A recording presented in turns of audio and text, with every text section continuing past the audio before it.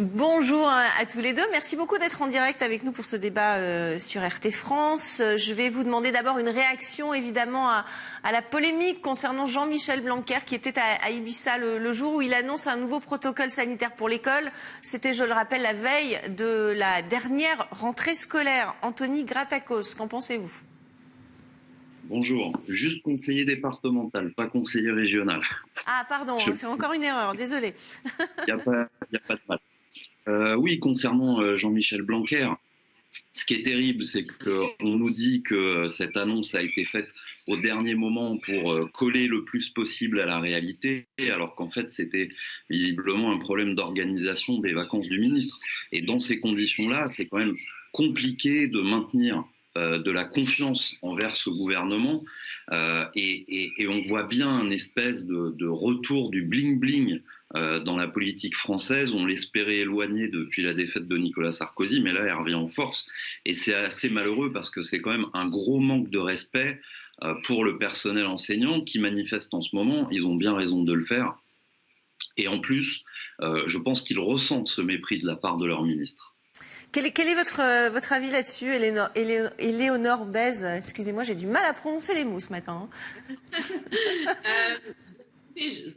C'est tellement symbolique et symptomatique de ce gouvernement Macron depuis tant d'années, depuis maintenant 5 ans. Je crois qu'est-ce qui peut encore étonner les Français de la part de ce gouvernement qui fait la fête à Ibiza. Il fait la fête, hein, c'est pas.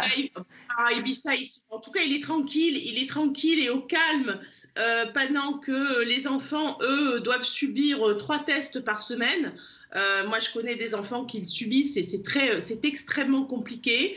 Pendant que les profs sont épuisés par des cours en visio, des procédures sanitaires pour l'école. On ne lance pas une procédure sanitaire pour l'école depuis Ibiza. On ne lance pas des discours sur la France comme l'avait fait Macron depuis l'étranger. Quand ce pays est dans un tel état de crise, on parle aux Français depuis la France. Voilà. Et je crois que c'est très important.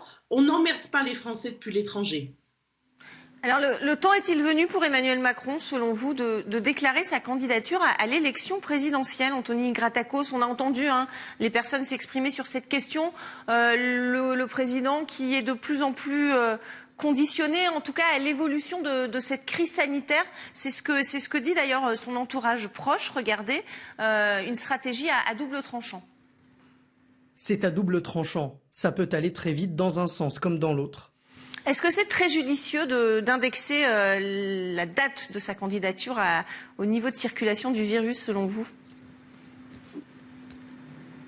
Oui, alors, je ne sais pas si c'est judicieux, ça je pourrais pas vous dire, mais je crois clairement que le président est candidat. Et d'ailleurs, le pass sanitaire, le débat pénible qu'on vient d'avoir au Parlement, en est la démonstration. Dans un pays où on est à plus de 90% vaccinés ou en cours de vaccination, faire adopter maintenant le pass vaccinal, qui ne pourrait être qu'une procédure de plus pour inviter les gens à se faire vacciner, n'a aucune utilité. C'est une mesure purement électorale pour satisfaire la partie de la population qu'il soutient encore aujourd'hui. Et qui, malgré tout, il faut le reconnaître, on le voit sondage après sondage, reste quand même conséquente.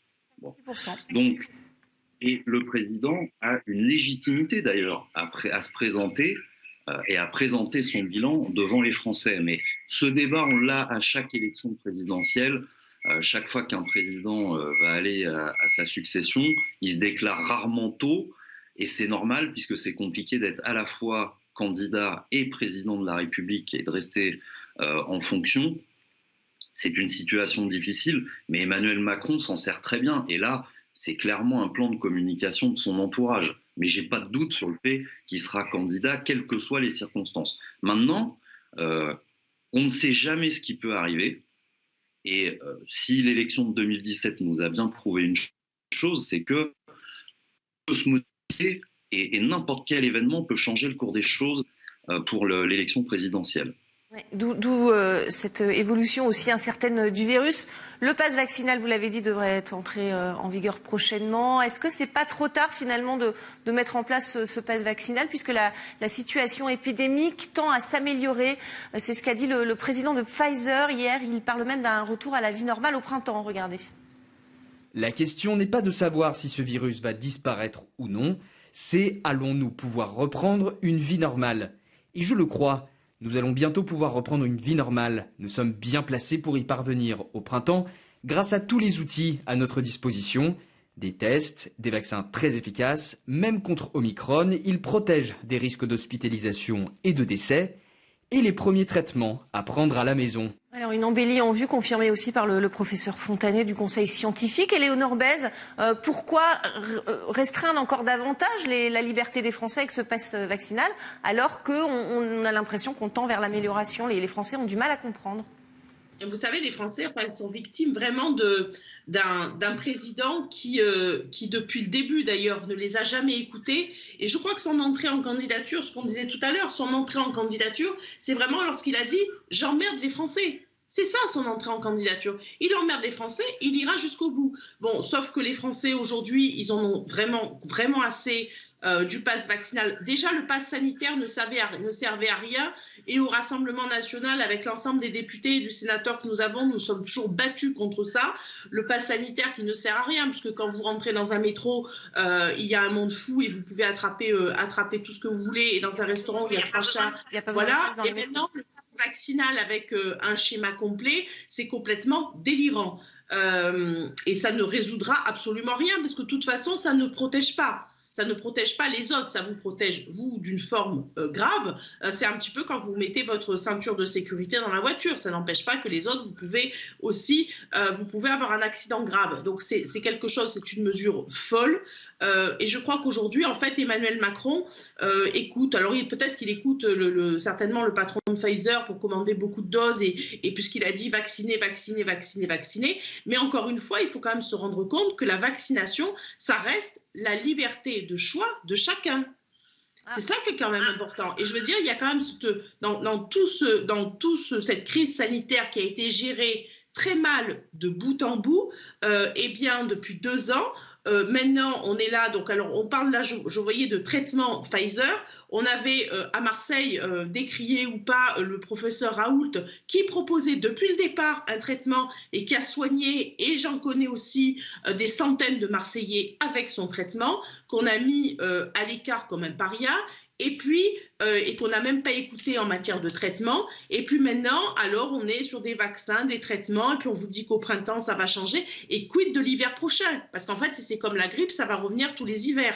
Oui, c'est ce que dit l'Espagne. Est-ce qu'il faut maintenant penser sérieusement justement à rétrograder cette maladie du Covid en grippe? Selon vous, Anthony Gratakos, est-ce qu'il faut suivre le modèle espagnol?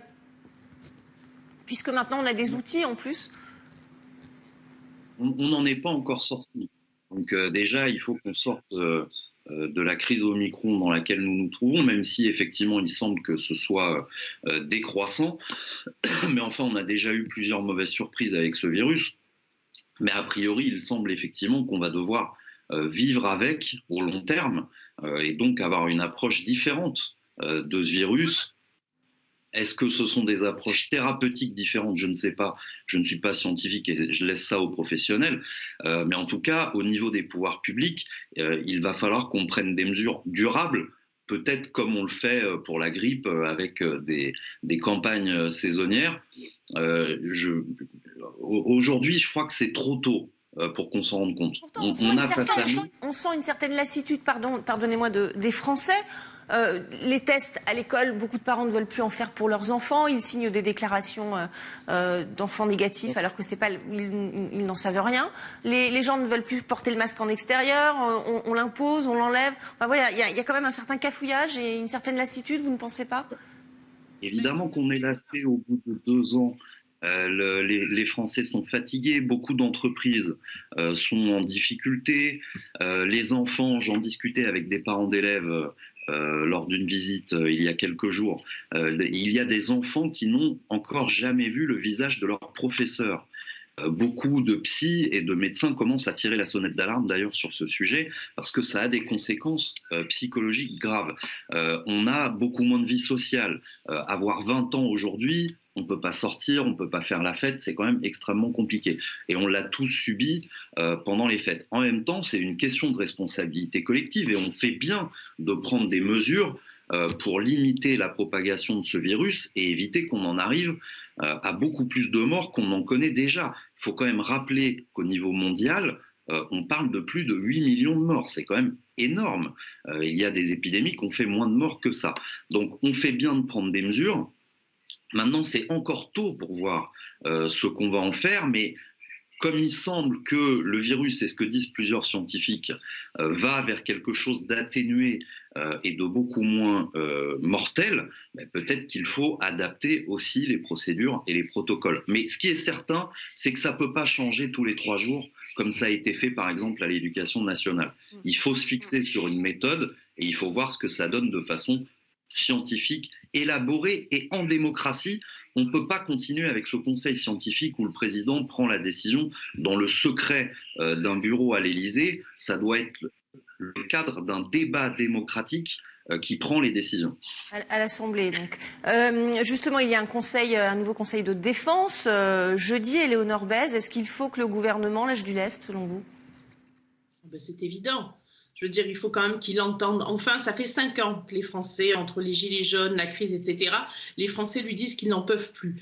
Il faut qu'il arrête justement d'emmerder les Français. Bon, alors si les Français l'emmerdent, ça tombe bien parce que dans 3 mois, ils auront la possibilité de changer de président pour une présidente. Et je rappelle que là, il y a des pays qui lâchent largement du lest. Encore une fois, le vaccin ne protège pas d'être contaminé. Ça n'a rien à voir. Le vaccin, simplement, et on vous fait la 3e dose en vous disant, puisque moi, par choix, par obligation personnelle, j'étais obligée de me faire les 3 doses, le schéma vaccinal complet, on vous dit, ah non, mais on vous met une toute petite dose, on vous injecte une toute petite dose, mais dans 10 semaines, c'est terminé, vous n'êtes plus protégé. Il faut quand même savoir ça. Alors donc, je veux dire, les mesures liberticides depuis 2 ans que nous avons de restriction de circulation, on est allé de confinement en couvre-feu, en passe sanitaire et maintenant en passe vaccinal, c'est fini. Il faut que ça s'arrête. Il faut qu'Emmanuel Macron comprenne, qu'il soit rentré en campagne ou non, et bien que ça va lui coûter sa place de président. Parce que maintenant, les gens, de toute façon, n'ont plus confiance dans ce gouvernement. Ils n'ont pas confiance dans les multiples mensonges qui ont été faits. Et surtout, eh bien, la première mesure, bon, alors déjà, je reviens, il y a beaucoup de pays comme la Colombie, comme le Mexique, comme le Canada, qui sont en train de lâcher du lest justement sur ces mesures. Mais il faut aussi, eh bien, que le gouvernement comprenne enfin que les Français veulent être libres de leur choix, libres de se faire vacciner. Il n'y a pas de responsabilité collective, c'est une responsabilité individuelle.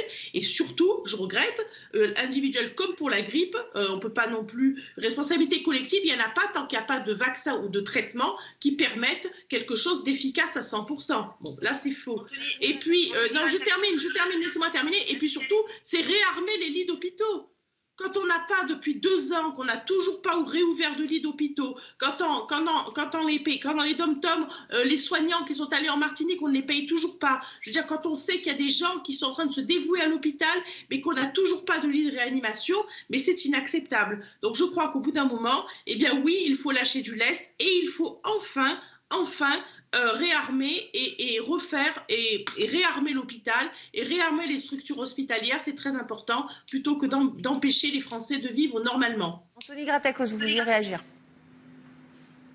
Oui, alors Madame Bèze a tout à fait raison sur la question des lits d'hôpitaux. C'est même pire que ça, c'est qu'on a fermé des lits d'hôpitaux, des lits de réanimation depuis le début de cette crise. Donc c'est encore... Oui, mais c'est les conditions.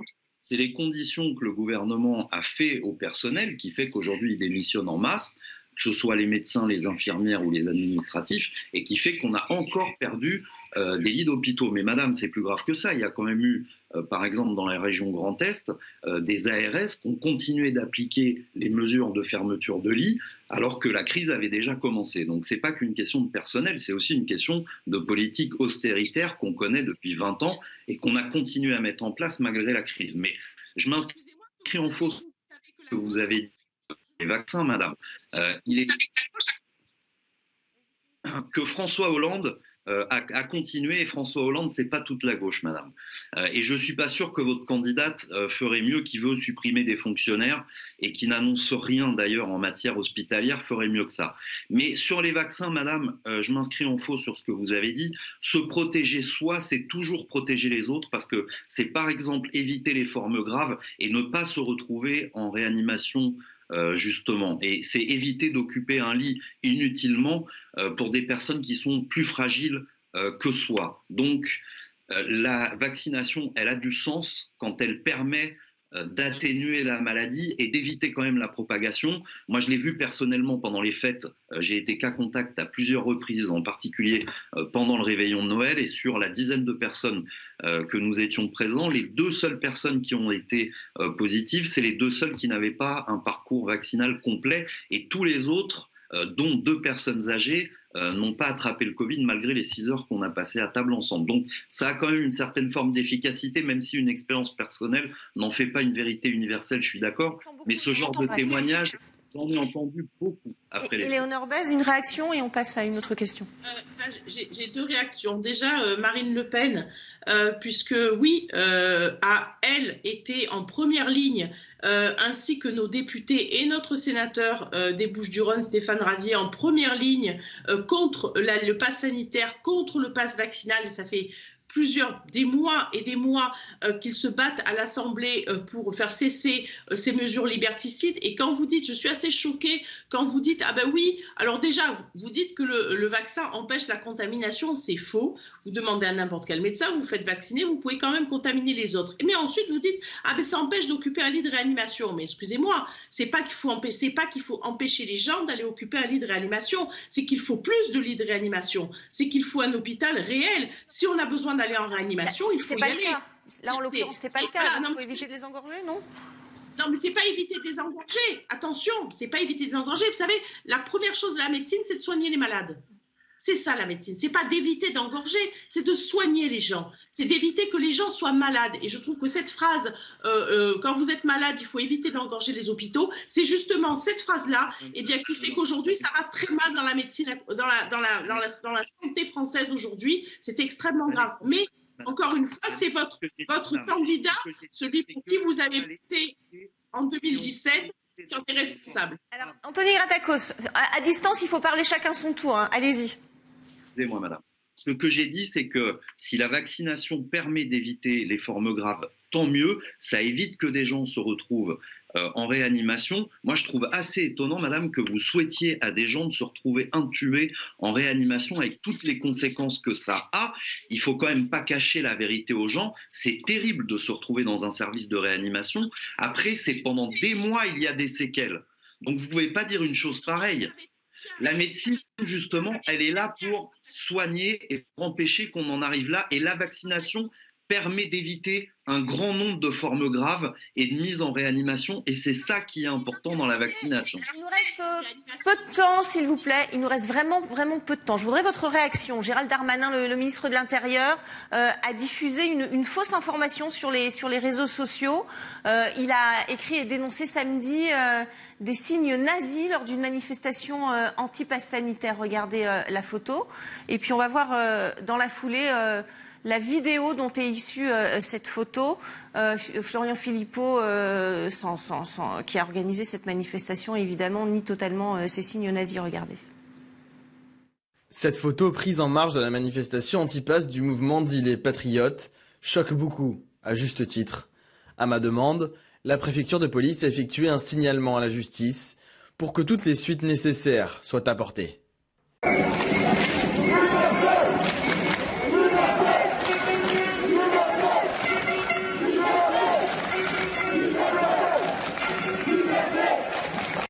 Alors voilà, Éléonore Bèze, que pensez-vous de ce tweet du ministre ? Il a mis les pieds dans le plat ?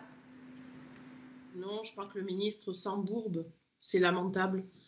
C'est lamentable de diffuser une fausse information comme ça. Quand on voit la vidéo, on voit bien que ça n'a rien à voir. Par contre, le ministre, ça n'a rien à voir. Et par contre, le ministre ferait bien de s'occuper de ces dealers qui occupent les réseaux sociaux, qui occupent les cités. Il ferait bien de s'occuper de tous ces gens qui, eux, emmerdent réellement les Français, pour reprendre ces termes. Voilà, quand on voit le nombre, parce que c'est bien de parler aussi du variant Omicron, mais quand on voit derrière aussi ce qui se cache derrière, et quand on voit toute cette... c'est pas les patriotes qui font du mal en faisant un clapping, ce sont ces innombrables dealers que je vois tous les jours qui continuent à vendre leur drogue au nez de la police, que la justice ne condamne pas, que le ministre ne condamne pas. En fait, il ne fait rien. Voilà, ce gouvernement ne fait plus rien, sinon qu'un mauvais tweet avec une mauvaise fake news. Donc c'est dramatique et je crois qu'il est vraiment temps de changer. Anthony Gratakos, une réaction, oui, il nous reste 30 secondes. Oui, je crois qu'il ne faut pas non plus faire d'angélisme. Effectivement, c'est pas un salut nazi, mais enfin, c'est pas la première fois qu'un groupe d'extrême droite, parce que c'est bien un groupe d'extrême droite, qui se définit eux-mêmes comme des white blocs et qui défilait derrière une banderole où il était marqué les libertés ne s'octroient pas, elles se prennent, ce qui est une citation de Charles Maurras, qui, je vous rappelle, a été condamné après la Deuxième Guerre mondiale et a été emprisonné pour sa dénonciation des Juifs pendant l'occupation allemande. Donc ce ne sont pas des gentils garçons innocents, et on sait très bien que... L'accusation fausse du ministre de l'Intérieur, a priori, qui veut diaboliser les antipasses, on le voit bien. On sait très bien que des groupes d'extrême droite utilisent des symboles qui, a priori, n'ont rien de très violent, mais qui se rapprochent du salut nazi. On l'a vu avec la quenelle. C'est pas la première fois qu'ils font ce genre de choses. Il nous reste vraiment... Il n'y a sûrement pas de traduction juridique à tout ça, mais enfin, faut pas faire dans l'angélisme non plus.